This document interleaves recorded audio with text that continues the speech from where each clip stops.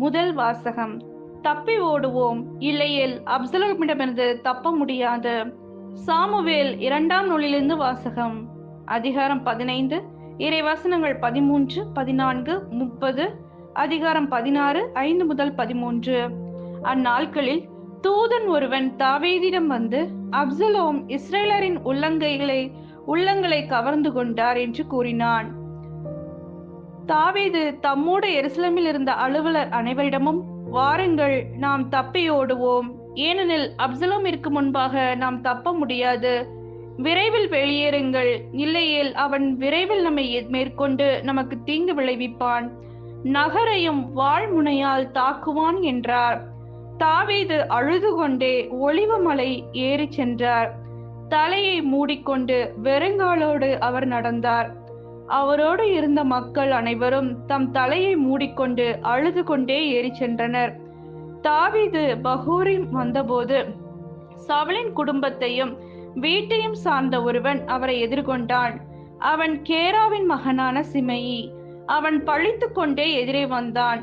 அவன் தாவீது மீதும் தாவீது அரசரின் எல்லா பணியாளர் மீதும் எல்லா மக்கள் மீதும் அவர் தம் வலமும் இடமும் இருந்த வீரர்கள் மீதும் கல்லெறிந்தான்.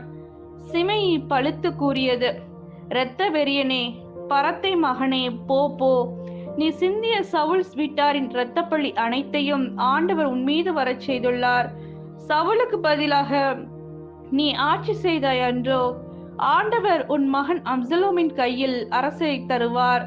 இரத்த வெறியனான நீ உன் தீமையிலேயே அழிவாய். அப்போது செரியாவின் மகன் அபிசாய் அரசரிடம் வந்து, இச்செத்த நாய் என் தலைவராம் அரசரை பழிப்பதா? இதோ நான் சென்று அவனது தலையை கொய்து எறிய எனக்கு அனுமதித்தாரும் என்றான். அதற்கு அரசர், செரியாவின் மக்களே, இதை பற்றி நீங்கள் கவலை கொள்ள வேண்டாம், அவன் பழிக்கட்டும். ஒருவேளை தாவீதை பழி என்று ஆண்டவரே அவனுக்கு சொல்லியிருந்தால் இவ்வாறு நீ ஏன் செய்தாய் என்று யார் சொல்ல முடியும் என்றார். மீண்டும் தாவீது அபிசாயிடமும் தம் பணியாளர் அனைவரிடமும் கூறியது, இதோ எனக்கு பிறந்த என் மகனே என் உயிரை பறிக்க தேடுகிறான். பென்யமின் குலத்தை சார்ந்த இவன் செயலாகாதோ? அவனை விட்டுவிடு, அவன் பழிக்கட்டும், ஏனெனில் ஆண்டவரே அவனை தூண்டியுள்ளார். ஒருவேளை ஆண்டவர் என் துயரத்தை காண்பார், இன்று அவன் பழித்து பேசியதற்காக எனக்கு அவர் நன்மை செய்வார். தாவீது தன் ஆட்களோடு பயணத்தை தொடர்ந்தார். இது ஆண்டவரின் அருள்வாக்கு. இறைவா, உமக்கு நன்றி.